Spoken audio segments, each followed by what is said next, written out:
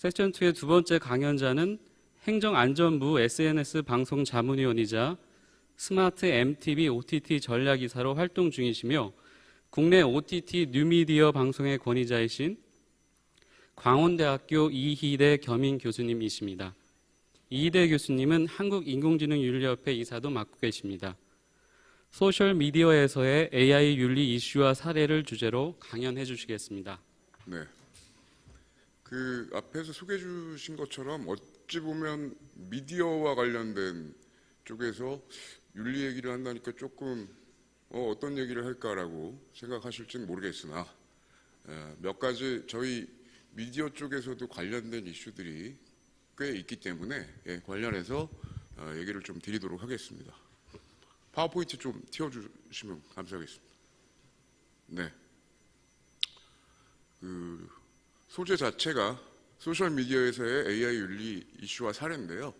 내용은 이제 제가 뭐 목차는 다 일일이 뭐 얘기는 드리겠습니다만 실제로는 큰 그림에서는 알고리즘, 그 다음에 뉴미디어, 그리고 이 뉴미디어 그 중에서도 소셜미디어, 우리가 알고 있는 뭐 유튜브라든지 넷플릭스 이런 신규 미디어에서의 AI, 알고리즘, 그 다음에 윤리적 이슈 이런 부분과 관련해서 말씀드리도록 하겠습니다. 먼저 이제 알고리즘과 관련된 내용인데요. 이 부분은 제가 이제 파워포인트 장수 자체는 좀 많이 준비를 했기 때문에 간단하게 준비를 좀 해서 설명을 드리도록 하겠습니다. 지금 눈으로 보시는 라이프 핵이라고 하는, 어떻게 보면 이제 이게 지금 방금 보신 것처럼 타임즈에 나왔던 기사인데요. 작년이었죠. 사람들이 이 별것도 아닌 달걀로 뭘 만드는 뭐 이런 컨텐츠를 엄청 열심히 보더라. 근데 집중도라든지 조회수라든지 시청 시간이 엄청나게 빨리 올라가는 걸 보고 놀랐더라. 뭐 이런 내용입니다. 근데 이 라이프 핵, 유튜브를 연결해서 보는 거는 제가 자제하도록 하겠습니다. 저작권 문제도 있어서. 근데 이 라이프 핵이라는 게 우리나라 말로 굳이 얘기하자면 꿀팁 정도 되겠습니다. 자, 근데 사람들이 이 꿀팁 영상을 보려고 왜 이렇게 많이 몰려드느냐. 옛날에 이런 식으로 이제 기억나실 텐데, 뭐 빨래 말리는 방법, 뭐 이런 거죠. 그런데 이 일상의 꿀팁 주는 유튜브 채널 베스트 하면 항상 아까 말씀드렸던 그 라이프 핵을 다루는 채널들이 미국에서 계속 수위에 오르고 있습니다. 5미닛 크래프트, 우리나라 말로는 이제 뭐 5분 공작소, 뭐 그다음에 뭐 밝은 면 뭐 이런 것들인데요. 제가 얘기 드리려고 하는 거는 여기 지금 자세히 보이실지 모르겠지만 구독자 수를 보시면 조금 놀랍습니다. 네, 그게 뭐냐? 방금 말씀드린 것처럼 꿀팁들을 모아가지고 만든 채널이 지금 전 세계에 그분들이 만든 채널인데 한 회사가 만든 그 꿀팁 모아놓은 채널들 이름이고 그 다음에 한 회사가 이걸 다 운영을 합니다. 근데 이에 대한 평가가 처음에는 페이크 뉴스가 아니냐는 얘기도 있었고요. 그 다음에 단순하게 DIY 채널이냐는 식으로 약간의 낮춤도 있었습니다. 그러다가 최근에는 주목해야 한다라는 식으로 바뀌었습니다. 이게 무슨 얘기냐면 이 방금 말씀드렸던 이 꿀팁 보여줬던 이 회사가 좀 놀라운 거는 지금 2016년도에 처음 이 채널을 개설했는데 조회수, 구독자 수를 보시면 일단 아까 말씀드렸던 그 회사들을 다 합쳐보고 그 트래픽을 한번 살펴봤어요. 근데 결론부터 얘기 드리면 맨 위에 있는 게 지금 디즈니입니다. 그 다음에 컴캐스트, 그 다음에 워너 브라더스인데 방금 말씀드렸던 꿀팁 만드는 회사가 전 세계 4위 트래픽입니다. 만든 지 3년 반 만에. 이게 어떻게 가능했을지는 제가 뭐 비밀 아닌 비밀을 얘기 드리면 유튜브를 연결을 못 드리는데요. 이 만든 지 4년밖에 안 된 이 회사, 러시아의 해커급 개발자분들이 만든 채널입니다. 그리고 쉽게 말하면 이제 유튜브 알고리즘을 제대로 파악한 분들이라 일종의 큐레이션 컨텐츠를 보여줌으로 인해서, 즉 무슨 얘기냐면요, 꿀팁은 보통 1분짜리 컨텐츠죠. 그러면 뭐 빨래로 무슨 뭐 하는 법 이런 것들이 있죠. 그럼 이걸 종으로 행으로 경우의 수를 만들면 컨텐츠 10분짜리가 조합으로 따지면 몇만 개가 나옵니다. 그러니까 이분들은 이걸 노린 거죠. 무슨 말씀이냐면 완전히 다른 컨텐츠처럼. 이건 들어가서 보시기를 제가 설명드리고요. 무슨 얘기냐면 아까 이쪽 분들이 만든 채널들이 있었어요. 뭐 브라이트 사이드니 뭐 이런 것들이 있었는데 이분들 만든 채널을 자세히 보시면 꿀팁 모음들이라는 거죠. 자세히 보시면 비슷비슷합니다, 사실은. 근데 컨텐츠의 개수를 엄청 늘렸던 거죠. 작은 컨텐츠들을 만들어서. 그래서 이 회사에 아까 제가 보여드리지 못했던 회사 소개서와 그 영상을 들어가서 보시면 다 디자이너분들만 계십니다. 그래서 디자이너분들이 팀을 이루어서 1분짜리 영상을 한 달에 100개를 만들면 쌓여서 경우의 수에 수천 조합이 나오는 거죠.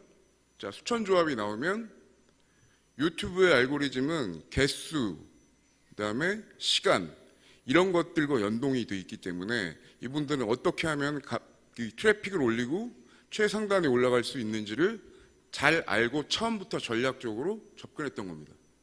그게 지금 현재의 소셜미디어라고 하는 이 플랫폼에서의 컨텐츠 전략인 거죠. 이 얘기는 거꾸로 말해보면 뭐 사실은 제가 다른 세션에서라면 저도 미디어 쪽에 있으니까 이거 어떻게 배워서 방법론적으로 잘 적용해볼까요? 라고 얘기했겠지만 사실은 여기선 그게 아니고요. 저는 이거 그럼 종전에 그렇게 저희 미디어 전문가니 했던 이런 분들이 아닌 쉽게 말해서 개발자, 프로그래머 혹은 해커분들이 컨텐츠를 하면 더 잘하는 시대가 됐다라는 아이러니한 얘기를 드리는 것입니다.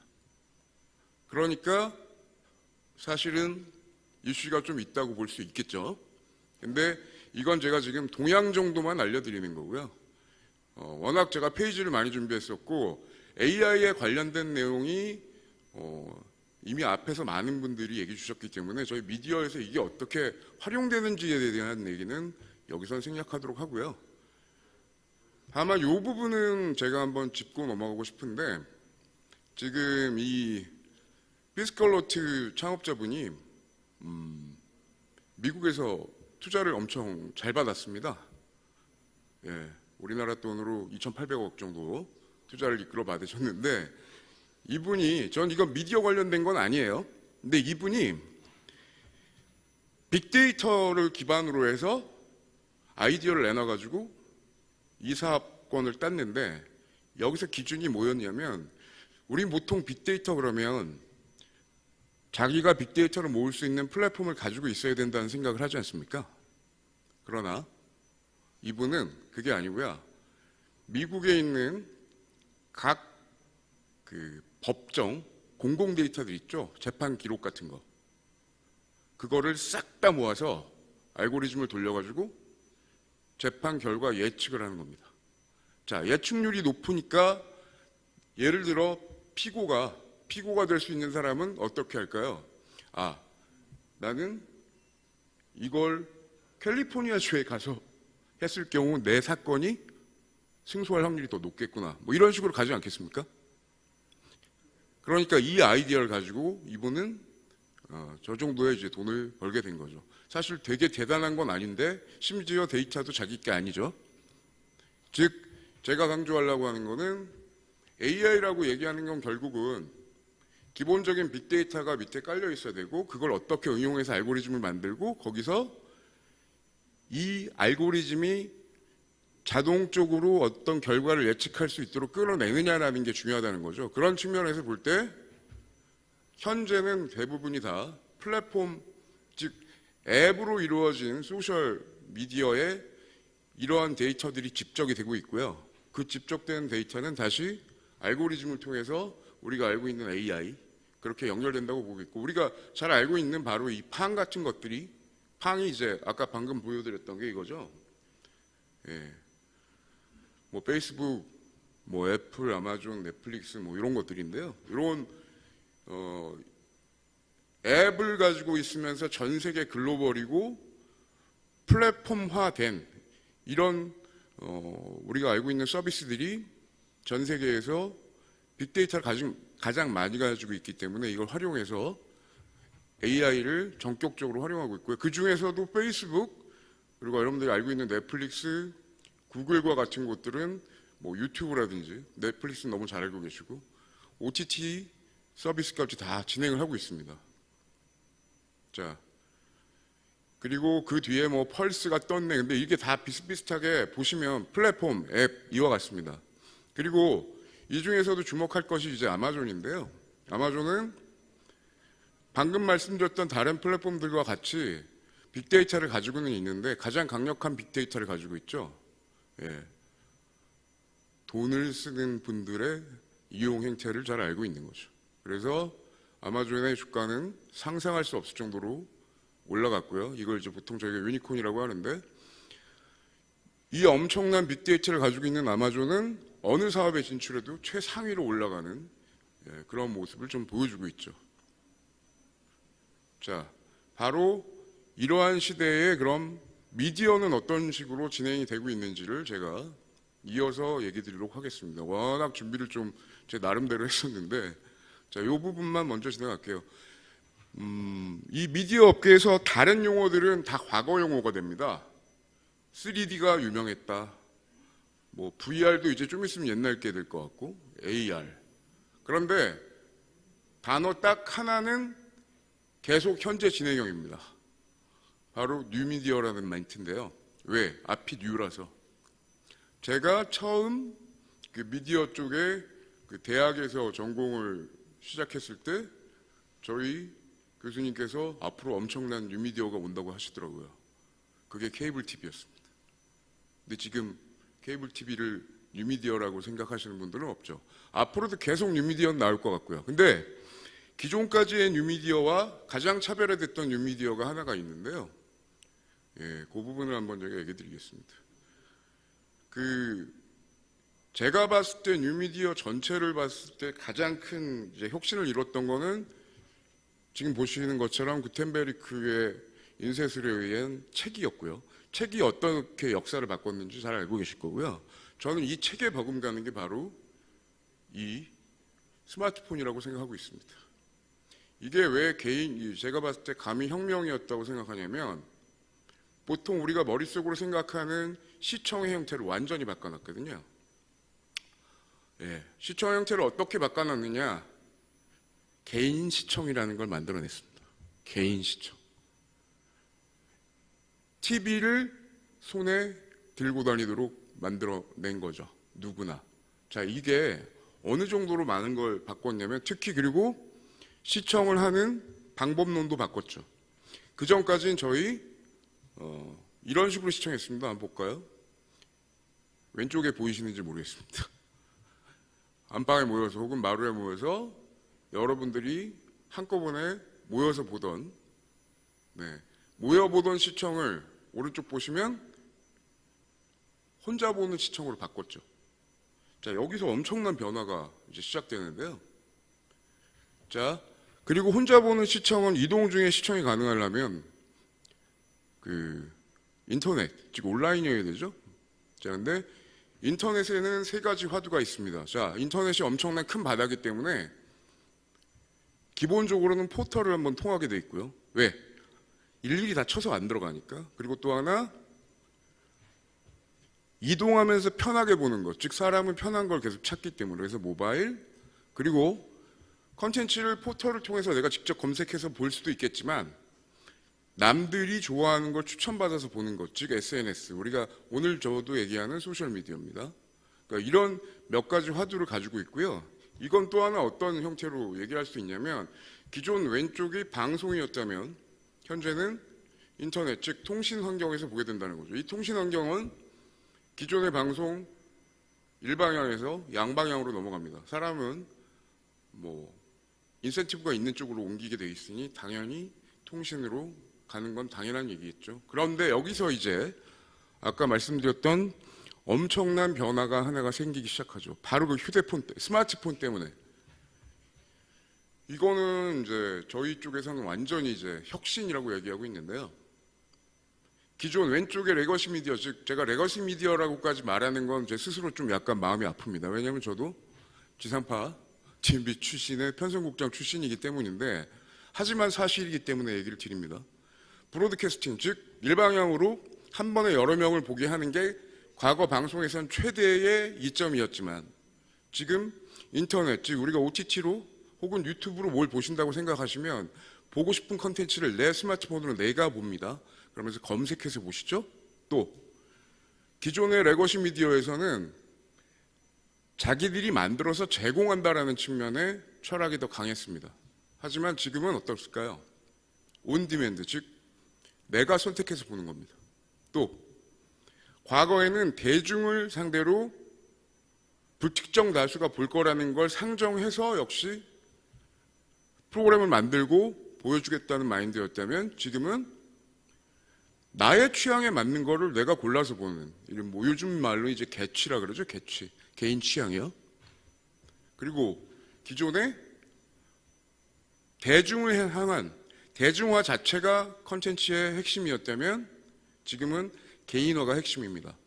자, 별것 아닌 것 같지만 개인 시청 때문에 이 모든 철학이 다 바뀌었는데요. 기존의 미디어, 즉 우리가 알고 있는 지상파를 포함한 케이블, TV라고 불리우는 이 미디어들이 덕분에 어떻게 됐는지는 이제 눈으로 금방 보실 수가 있을 것 같습니다. 자, 기존엔 TV가 이 모든 걸 다 했거든요. 근데 지금 보시면, 자, 지상파 뉴스가 1%, 지상파 드라마 1%, 개콘 없어지고. 네, 이게 현실인데 왜 그렇게 됐을까요? 지금 눈으로 보시는 것처럼 대체할 수 있는 소셜미디어가 엄청 많이 나왔죠. 이것 때문에 기존의 TV는 레거시라는 딱지가 붙고 이렇게 밀리기 시작했습니다. 그래서 지금 기존의 레거시 미디어에 있는 쪽은 비상이 일어난 상황이고, 이건 상상하실 수 없을 정도라고 보시면 될 것 같습니다. 예를 들면 우리나라 최고의 1인 유튜버가 버는 수익이 지상파 1사의 수익을 넘은 바가 몇 번이 있습니다. 지금 그런 시대적 격변 속에 저희가 있다라는 거는 좀 보시면 될 것 같고요. 이거는 OTT에 대한 얘기인데요. 이 부분은 너무 이제 중복이 될 것 같아서. 자, 아무튼 이 부분을 한번 보시면 제가 아까 얘기 드렸던 것처럼 오히려 지금 우측에 있는 이 OTT라 불리우는 인터넷, 모바일 기반의 미디어를 우린 더 많이 활용하고 있음을 목도하고 있습니다. 그래서 뭐 제가 이런 관련된 글을 좀 써서 뭐 알리곤 했는데요. 지금 그보다는 이 부분 한번 보셨으면 좋겠습니다. 작년에 제가 썼던 논문인데요. 우리나라에 이미 전체 OTT 서비스, 즉 여러분들이 스마트폰이나 TV로 보시는 인터넷 기반의 동영상 서비스의 80%는 이미 미국, 중국 겁니다. 나머지 20%를 가지고 우리가 뭐 웨이브네, 푹이네 뭐 이러면서 나눠서 얘기들을 하고 있는 그런 상황이라고 보시면 되겠습니다. 그래서 이미 잠식됐다라고 제가 작년에 얘기를 했었는데 올해 이미 이제 그런 상황들이 나타나고 있죠. 예. 그러면서 이제 제가 이제 드리고 싶은 이야기는 뭐 원래 더 많은 내용들이 좀 있었습니다만, 맨 처음에 제가 얘기해 드렸던 게 뭐였냐면, 만약의 경우 해커 수준의 알고리즘을 잘 알고 있는 개발자가, 만약 그 개발자가 지금 시대에 미디어를 만들면 기존 미디어 전문가들보다 더 잘할 수 있음을 제가 한번 샘플로 보여드렸죠. 자, 그러면 이제 이런 의구심이 들기 시작합니다. 그럼 과연 그 알고리즘이라고 하는 것은 무엇이냐? 예, 처음에 얘기드렸던 것처럼 빅데이터가 집적되면 집적된 빅데이터를 가지고 이후에 어떤 결과가 나올 건지를 예측하고 그 예측은 다시 우리 시청자한테 예를 들면 이런 식이죠. 그 유튜브 혹은 넷플릭스 여러분들 아마 요즘에 많이 사용하시니까 아실 텐데 거기서 이런 이슈가 생깁니다. 과연 이 플랫폼에서 나한테 어떤 콘텐츠를 다음에 뭘 보라고 추천들을 좀 해주지 않습니까? 그럼 그 추천은 무엇에 근거해서 저한테 그런 추천이 넘어올까요? 예. 집적되어 있는 글로벌의 모든 이 서비스를 쓰신 분들의 빅데이터, 또 개인 유저인 나의 매일마다 로그인해서 남아있는 그 로그 데이터죠. 그 로그 데이터, 요 두 가지가 믹싱이 돼서 유튜브 혹은 넷플릭스와 같은 소셜미디어 혹은 OTT 플랫폼들에서는 예를 들면 이걸 시청하고 있는 저의 스마트폰에 저의 시청 성향을 읽고 다음에 뭘 보면 좋을 것 같다라는 식으로 안내를 해주는 그런 상황까지 온 겁니다. 물론 그 기반의 목적에는 뭐가 있을까요? 예, 유튜브는 시청을 더 끌어내고 싶은 거고 넷플릭스도 지속해서 넷플릭스를 떠나지 못하도록 했으면 하는 그런 전제에서 이거 시작된 거죠. 자, 그래서 지금 윤리적 이슈 얘기를 했기 때문에 방금 얘기 드렸던 걸 한번 살펴보도록 하겠습니다. 최근에 어쨌든 조사를 좀 해보면 사람들이 스마트폰이 있으면 TV 뉴스 안 봐도 불편함 없다라고 하면서 마지막에 한마디 나왔습니다. 이분들 머릿속엔 유튜브가 미디어라고 합니다. 맞죠? 미디어가. 그런데 좀 다른 게 하나가 있습니다. 기존에 우리가 알고 있는 미디어 혹은 언론 혹은 방송은 자사가 자사 프로그램을 만듭니다. 자, 유튜브가 자사 프로그램을 만드나요? 우리가 알고 있었던 미디어 개념하고는 좀 다르죠. 그러나 어쨌든 이용자들이 느낄 땐 똑같은 겁니다. 미디어입니다, 그냥. 왜? 편하니까. TV보다 편하고 내가 원하는 걸 목적을 이뤄낸다면 그건 큰 이외의 이슈가 없는 거죠. 그래서 이미 설문조사로 드러났지만 유튜브는 미디어다라고 인식을 하고들 계십니다. 그래서 신뢰한다 어쩌고저쩌고 이런 얘기가 나오죠. 그러면서 이때부터 언론에서 얘기가 나옵니다. 가짜뉴스 혹은 유튜브를 보다 보면 아까도 얘기 드렸지만 몇 가지 필요한 내용들을 나의 의도에 의해서 검색을 해서 보게 되면 그 기록을 갖고 유튜브는 자꾸 추천 알고리즘으로 다음 컨텐츠를 당신은 이런 걸 보고 싶어 하지 않습니까? 라는 식으로 배열이 되죠. 그래서 여러분들이 다 스마트폰을 가지고 계시지만 각자의 폰에 떠 있는 유튜브 다음 프로그램은 추천 프로그램은 모두의 폰에서 다 다르게 나타난다는 걸 이미 알고 계실 텐데요. 그렇게 되니까 지금 얘기 나오고 있는 게 바로 이 얘기죠. 유튜브가 사람들을 한쪽으로 파편화시킨다. 혹은 확증 편향성을 높인다. 바로 이 부분에서 소셜미디어에 이슈가 있다라고 하는 문제 제기가 계속 나오고 있습니다. 이 부분에 대해서 이제 한국정보화진흥원 니아에서 내놓은 괜찮은 논문이 있어서 제가 그분들의 말씀이 제가 얘기 드릴 때 도움이 될 것 같아서 좀 인용을 하는데요. 여기에 두 분께서 만드신 이 내용엔 유튜브나 넷플릭스처럼 개인화된 알고리즘은 정보를 이용하는 패턴, 즉 아까 추천 알고리즘입니다. 개인화된 알고리즘은 추천 알고리즘은 바깥으로 내세울 땐 선택적 노출, 즉 내가 원하는 선택을 하고 싶은 거 위주로 해준다라고는 하지만 시간이 지나서 보면 선택적 노출이라는 장점이 아니라 플랫폼들이 원하는 선택을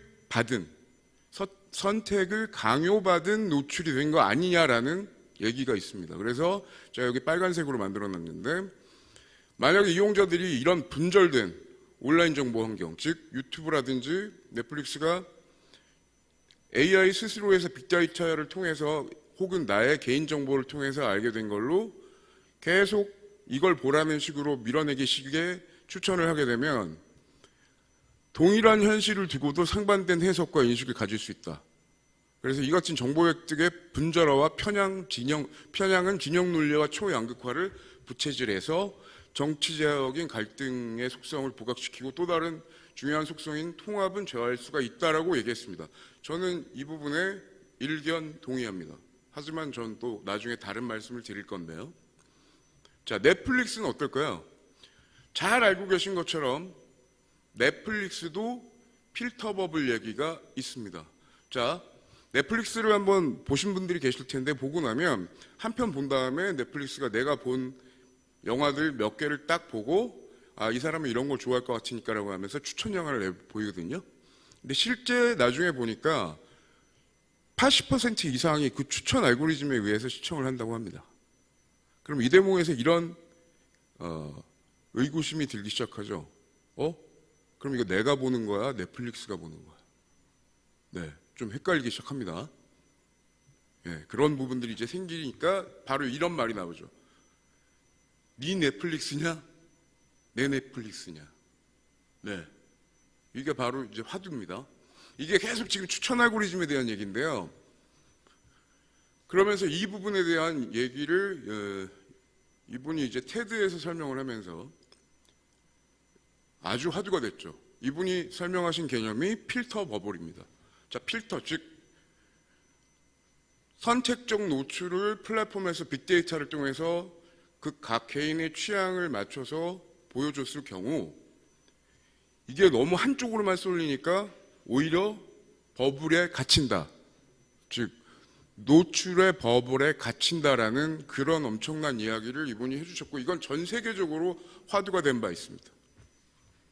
자, 그런데 저는 방금 말씀드린 이런 윤리적인 이슈, 즉 실제 내 이야기냐 아니냐 혹은 AI에 내가 끌려다니는 게 아니냐 기냐라고 하는 얘기는 앞으로도 계속 나올 건데요. 특히나 아마 우리 집에서 어르신들이 처음 유튜브 접하고 나면 야 맨날 내 보던 것만 보여 이런 얘기 하시죠. 그럼 분명히 이 말씀은 틀린 말씀은 아닙니다. 다만 저는 이런 얘기를 꼭 드리고 싶습니다. 제가 이제 즐겨보는 한 이제 채널에서 이쪽 편집자분이 올려주신 내용인데요. 저는 이거를 얘기를 꼭 같이 해보고 싶습니다. 유튜브를 혹은 넷플릭스를 이제 저희들이 보게 되면 야 한쪽으로 쏠린 걸로에 내가 지금 말려 들어가고 있는 거 아니냐라는 식의 얘기를 하지만 다만 여기서 하나는 우리가 짚고 넘어갔으면 좋겠습니다. 처음에 어떤 걸 좋아한다라고 해서 검색을 하는 그 행위 자체는 뭐죠? 내 스마트폰으로 내가 검색어를 쳐서 내가 보는 겁니다. 그게 쌓이면 저한테 추천을 해주는 거죠. 자, 저는 이것만으로도 상당히 중요하다고 생각합니다. 그리고 우리는 생각보다 그렇게 맞춤형으로 제공된 서비스에 익숙치 않아서 낯설게 느껴지고 혹은 나를 그쪽으로 모는 거 아닌가라고 생각하는데 저는 오히려 소셜미디어의 이 AI 알고리즘에 대해서 무조건 부정적이라 생각은 하지 않습니다. 감히 제가 이 얘기를 드릴 수 있는 걸 마지막으로 정리하고 얘기를 드리도록 하겠습니다. 유튜브가 확증 편향을 가지고 있고 알고리즘으로 사람들을 한쪽 방향으로만 몬다라는 말에 저는 한편 동의하기 어려운 게요. 차라리 알고리즘은 나의 성향을 파악해서 제시를 하는데 제가 아까 맨 처음에 잠깐 얘기 드렸지만 저는 레거시 미디어인 지상파에서 편성국장을 했습니다. 자, 편성국장은 선출된 직무인가요? 네, 아닙니다. 그런데 저희 몇 명 방송사 간부들끼리 모여서 편성했습니다. 왜? 시청자들을 우리가 계도할 수 있겠다는 그런 생각마저 가지고 있었거든요. 자, 그러면 그쪽이 더 편향된 건지 지금의 이 상황이 더 편향된 건지 고민해 볼 문제라고 저는 생각을 합니다. 저는 오히려 선출하지도 않은 사람들 몇몇이 만들었던 과거에 몇 미디어가 없는 데서 일방적으로 보여줬던 방송보다는 최소한 선택할 수 있고 그 선택에 의해서 추천을 받는다라고 하면 후자에 대한 부분을 꼭 단점으로만 봐야 되는 건지 우리가 좀 생각해 볼 만한 이슈가 아닐까 그렇게 생각해서 오늘 내용을 이렇게 정리하도록 하겠습니다. 감사합니다.